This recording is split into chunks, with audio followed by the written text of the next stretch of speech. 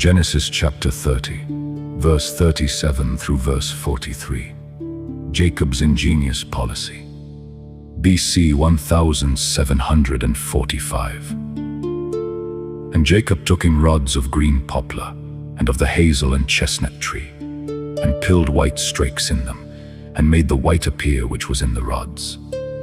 And he set the rods which he had pilled before the flocks in the gutters in the watering troughs when the flocks came to drink, that they should conceive when they came to drink. And the flocks conceived before the rods, and brought forth cattle ring-straked, speckled, and spotted. And Jacob did separate the lambs, and set the faces of the flocks toward the ring-straked, and all the brown in the flock of Laban. And he put his own flocks by themselves, and put them not unto Laban's cattle. And it came to pass, whensoever the stronger cattle did conceive, that Jacob laid the rods before the eyes of the cattle in the gutters, that they might conceive among the rods. But when the cattle were feeble, he put them not in.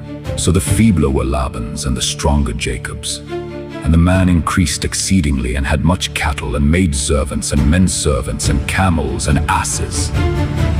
Here is Jacob's honest policy to make his bargain more advantageous to himself than it was likely to be.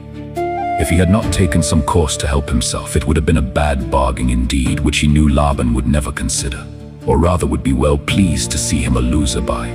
So little did Laban consult anyone's interest but his own. Now Jacob's contrivances were, 1. To set peeled sticks before the cattle where they were watered, that, looking much at those unusual party-colored sticks, by the power of imagination they might bring forth young ones in like manner party-colored. Verse 37 through verse 39. Probably this custom was commonly used by the shepherds of Canaan, who coveted to have their cattle of this motley color note. It becomes a man to be master of his trade, whatever it is, and to be not only industrious but ingenious in it, and to be versed in all its lawful arts and mysteries, for what is a man but his trade?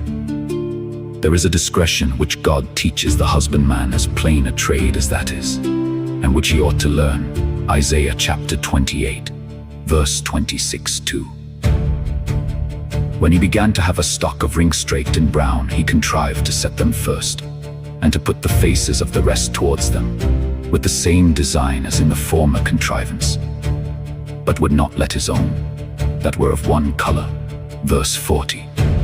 Strong impressions, it seems, are made by the eye, with which therefore we have need to make a covenant 3.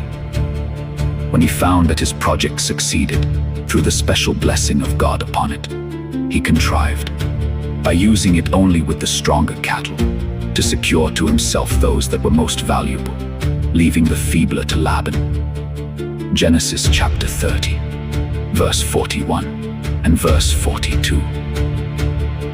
Thus Jacob increased exceedingly, verse 43, and grew very rich in a little time.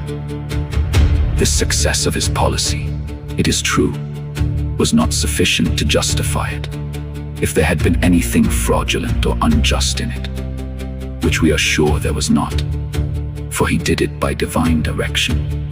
Chapter 31, verse 12. Nor was there anything in the thing itself, but the honest improvement of a fair bargain, which the divine providence wonderfully prospered, both in justice to Jacob, whom Laban had wronged and dealt hardly with, and in pursuance of the particular promises made to him of the tokens of the divine favor.